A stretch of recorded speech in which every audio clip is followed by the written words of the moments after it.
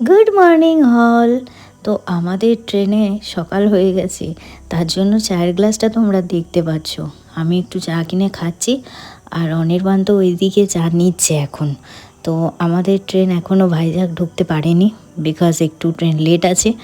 তো কি করব, বসে বসে একটু চাটাই খাই। আর ট্রেনে চা খেতে কিন্তু বেশ ভালোই লাগে। তো নিচে নামলাম, আর আমরা না এবারে ওই সাইড লোয়ারের সিটটা পাইনি। আর ওই সাইড লোয়ারের সিটটা না পেলে আমার খুব অসুবিধা হয়, কিন্তু কি করব, বারবার তো আর ভাগ্য সমান হয় না, আর বারবার ভাগ্য সমানভাবে সাথ দেয়ও না। সেই জন্য আমরা পাইনি, তো কী করবো, এইদিকেই বসলাম। তবে সাইড লোয়ারের সিটগুলো না আমার খুব ভালো লাগে, তো কিছু করার নেই। ট্রেন অনেক লেটে চলছে, মানে প্রায় 5 ঘন্টার আমাদের লেট আছে ট্রেনটা।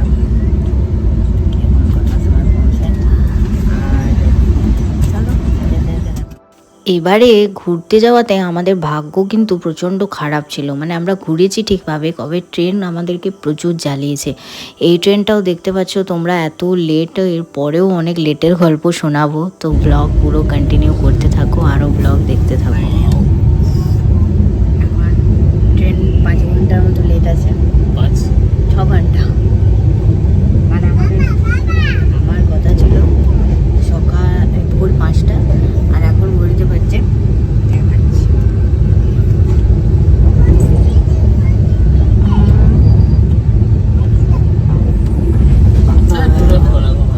নটা 40, 9:46। ক্যামেরা ফোনে উল্টো দেখাচ্ছে। আপনার কি বক্তব্য আছে এখানে? একটু চায়ের ব্যবস্থা করুন, কিন্তু একটু চায়ের ব্যবস্থা করুন।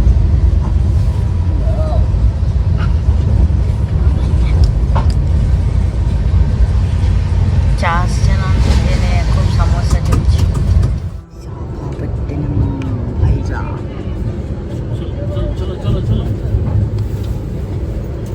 ফাইনালি পৌঁছাতে পেরেছি, সেটা কত লেটে কি বলবো। বিশাখাপত্তনমে আমরা নেমে গেছি। এখন আমরা যাচ্ছি আমাদের হোটেলে। তার আগে আমাদেরকে কিছু খাবার খেতে হবে, মানে ব্রেকফাস্ট করতে হবে। আর ট্রেনটা এতটাই লেট করে দিল না, মানে মুখটাই গোলমাল হয়ে গেল। 5 ঘন্টা লেট, যেখানে ভোর 5টায় নামার কথা সেখানে 11টায় নামছি। মানে বুঝতে পারছো তোমরা যে কী হারে মানে প্রবলেম। এত ট্রেন লেট করে কিভাবে জানি না বাবা, 5-6 ঘন্টা ধরে লেট। আমাদেরও প্রচণ্ড খিদে পেয়েছিল, আর এখানে ওই তো ইডলি আর ধোসা ছাড়া কিছু নেই, যেটা খেতে আমার এত বিচ্ছিরি লাগে কি বলবো তোমাদের। ইডলি আর ধোসাটা তাও ভালো লাগে, তবে ইডলি আর আমার একদম ভালো লাগে না। কিন্তু কি করব, এখানে ওই খেয়েই আমাকে কিছুদিন কাটিয়ে হয়েছে। চলো। সামনে হচ্ছে সি বিচ, ঠান্ডা ঠান্ডা হাওয়াও দিচ্ছে। আর আমাদের বিচের পাশেই আমাদের হোটেলটা। চলো হোটেলে যাওয়া যাক। KGB ভিলা হোমস, এই হোটেলটাতে আমরা ছিলাম। আর এটা কিন্তু RK বিচের একদম সামনেই। তো খুব ভালো জায়গাটা, মানে একদম সমুদ্রটা আমাদের এর থেকে দেখাচ্ছিল অল্প অল্প। পুরো বিচের ধারে আমরা ছিলাম না, তবে দেখাচ্ছিল।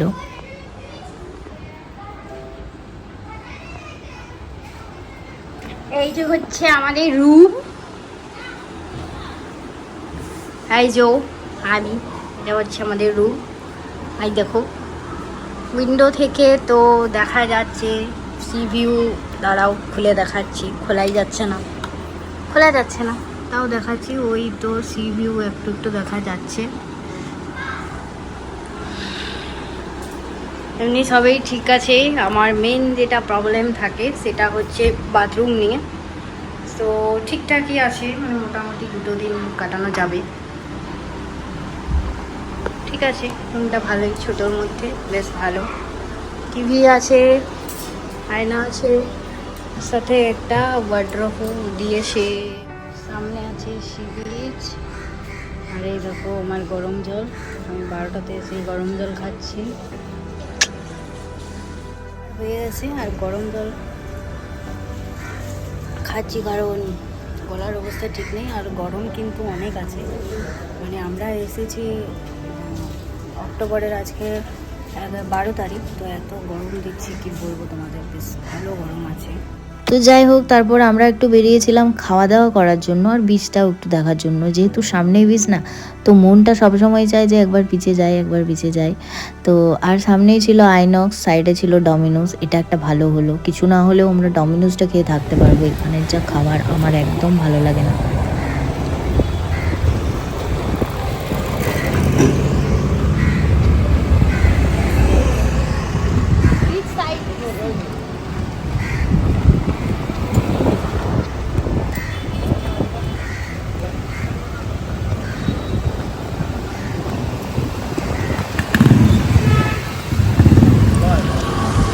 এখন প্রচণ্ড গরম ভাইজাকে, দেখো আমাদের সাইডে সমুদ্র। এখন আমরা খেতে যাচ্ছি, আমরা বাঙালি রেস্টুরেন্ট পেয়েছি, সেই বাঙালি রেস্টুরেন্টে খেতে যাচ্ছি। তারপরে একটু রেস্ট করবো, তারপরে আবার বিকেলবেলায় ঘুরতে বেরোবো। এখন এই সামান্য একটু যাচ্ছি। তো ফাইনালি একটা বাঙালি হোটেল পেয়েছি। তো সেখানে চলো খাওয়া দাওয়া মোটামুটি পেয়ে যাব, আর একদম সি বিচের সামনেই পেয়ে গেছি। তো আলু ভাজা, ডিম, সাথে স্যালাড আছে, সাথে ঠান্ডা জলও আছে। তাই একদম সাথে মজাই লাগছে।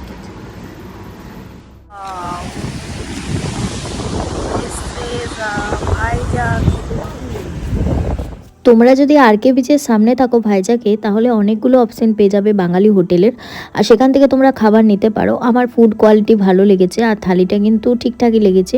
প্রাইসটা একটু যদিও হাই লেগেছে, কিন্তু কিছু করার নেই। এরকম একটা জায়গায় এসে তুমি বাঙালি ফুড পাবে, এটাই হচ্ছে মানে কি বলবো, ভাবনার থেকেও বাইরে, কারণ এখানে এসে বাঙালি ফুড পাওয়া যায় না।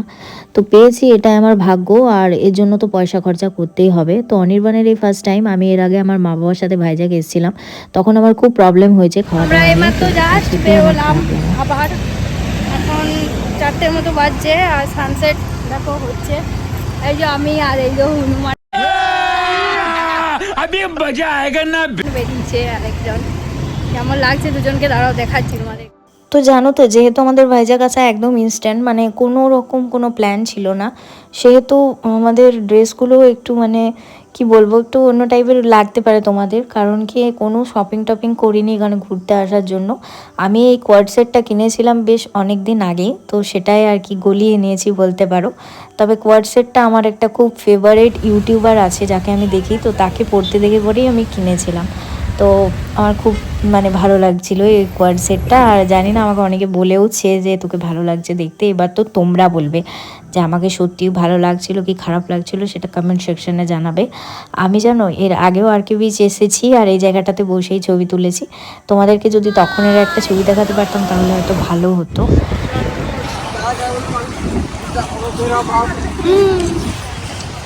বাবাই এখন মুড়ি খাচ্ছে, মুড়ি খাচ্ছে মুড়ি। বাবাই কি খাচ্ছ? কেমন টক মুড়িতে বাবাই? হ্যাঁ বাবাই মুড়িতে কেমন টক? আর খাবে মুড়ি? বারণ করেছিলাম আগে।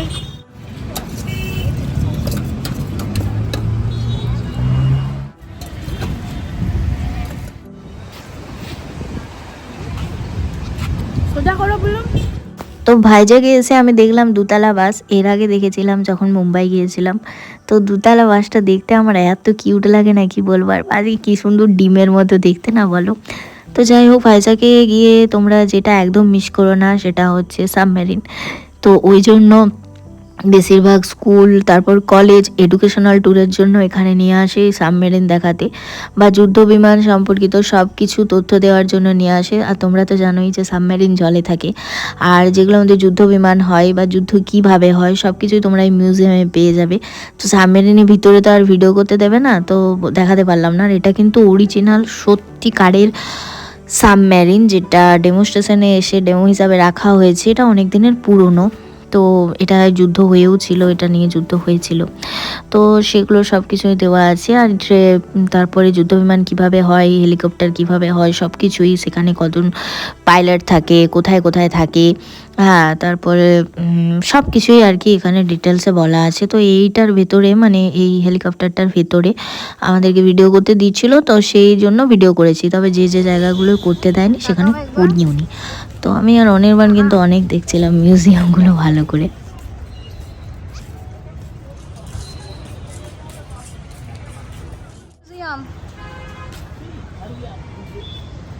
চলো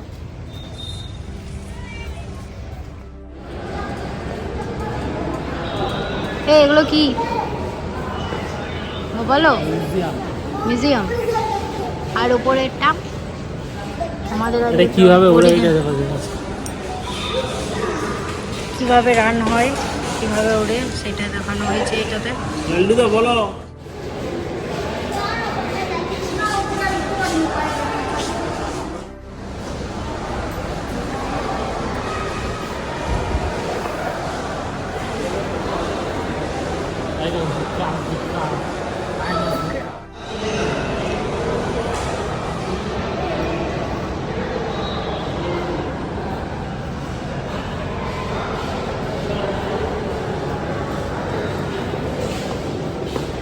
এই এই ও তাকাও তাকাও ঘুরো। এরকম টোটাল 4টে মিউজিয়াম আছে। তো যেটা টিকিট তোমরা ওই সাবমেরিন যেখানে দেখবে সেখানেই পেয়ে যাবে, ওখানে টোটাল টাকাটা নিয়ে নেয়, তারপর টিকিট দিয়ে দেয়, আর প্রত্যেকটা মানে মিউজিয়ামে যেয়ে ওই টিকিটগুলো নেয়। তো এরকমই আর কি। তো সত্যি কথা এখানে তোমরা এলে পরে বুঝতে পারবে, এটা হয়তো ভয়েস দিয়ে বোঝানো সম্ভব নয় যে এখানে কি কি আছে, কারণ অনেক কিছুই আছে যেগুলো আমাদের অজানার মধ্যে। তো প্রত্যেকটা মানুষেরই জানা দরকার যে কিভাবে চলছে নেভিটা কি, বা নেভির ডিটেলস কি, বা নেভি আমাদের কিভাবে সাহায্য করে, নেভিতে কি হয় সবটা ডিটেলসে জানা দরকার। নেভি কি এটা তো একটা আইডিয়ার মধ্যেই আছে যে কি হয় না হয়, কিন্তু ভেতরে কি ব্যাপারটা সেটা তোমরা ভাইজাগ না এলে জানতে পারবে না, কোথাও এটা নেই এত ডিটেলসে লেখা। তো যাই হোক, এটা এরকম জন্য মিউজিয়ামগুলো যাওয়া দরকার। আর মিউজিয়ামে এইসব মিউজিয়াম তো আমার খুব ভালো লাগে, আর আমি প্রত্যেকটা জিনিস ডিটেলসে পড়ছিলাম সব কিছুই। তো ওটা চলো এবারে আবার আরেকটা আমরা এয়ারক্রাফট মিউজিয়াম এটা হচ্ছে। তো এখানে কিভাবে ক্রাফটিং হয়, কিভাবে সব কিছু আর কি ডিটেলসের ভেতরে দেওয়া আছে। এটা ভেতরেও আমাদেরকে ভিডিও করতে দেয়নি। আমরা এখন টায়ারের সামনে আছি। টায়ার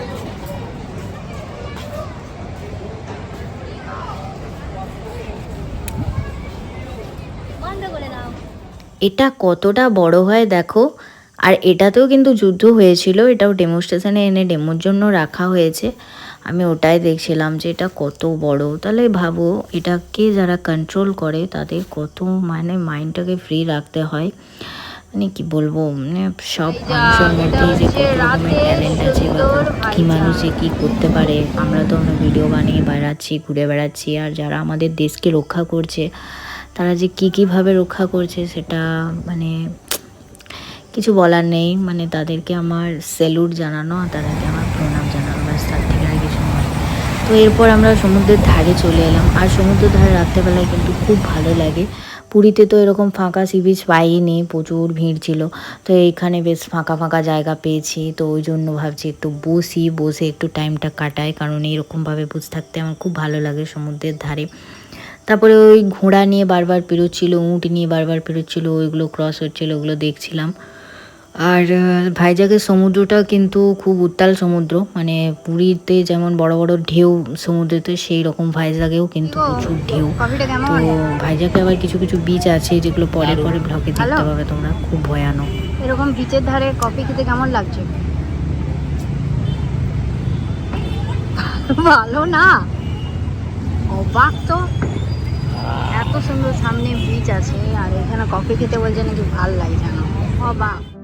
তো কফি শপটার নাম দেখো আরাকু কফি। কাল যদিও আমরা আরাকু যাবো, তো আরাকুর ব্লগ কালকে আসবে, দেখতে পাবে তোমরা। তো আমরা এবারে নিজেদের বাড়ি যাবো, এখন ঘড়িতে অনেক 8টাই রাত। আর এই দেখো আইনক্সে এখনও সবাই মুভি দেখছে। অনির্বাণ বলছিল মুভি দেখতে যাবে, না ভাই এখানে এসে আমার কোনো মুভি দেখার শখ নেই, এখানে আমি ঘুরতে এসেছি, জায়গাটাকে এক্সপ্লোর করতে এসেছি, এমন মুভি দেখার কোনো ইচ্ছে নেই। আমি আর তো মুভি টুভি ভালো লাগে না। তো তারপর গিয়েছিলাম ডমিনোসে, আর ডমিনোসে গিয়ে একদম গরম গরম পিৎজা খেয়ে নেবো। তোমাদেরকে তো সকালেই বলেছিলাম যে ডমিনোসটা পাশে হয়ে খুব ভালো হয়েছে, রাতের ডিনারটা আমাদের ওখান থেকে হয়ে যাবে, কারণ ডমিনোস আমাদের দুজনেরই খুব প্রিয়। আমি তো মাঝে মাঝেই খাই, তোমরা দেখেইছো আমার ছোটো মিনি ব্লগে বা বড় ব্লগে। তো এখন আরও ইজি হয়ে গেল, আর অনেক অনেক খাচ্ছি, খুব ভালো লাগছে। তো গুড নাইট সবাইকে। আমাদের এই ব্লগটা কেমন লাগলো অবশ্যই জানিও, ভালো লাগলে চ্যানেলটাকে সাবস্ক্রাইব করে দিও, আর কোনো ভুল ত্রুটি হলে সেটার জন্য ক্ষমা করে দিও। টাটা সবাইকে, কাল আবার আরাকু যাবো, তো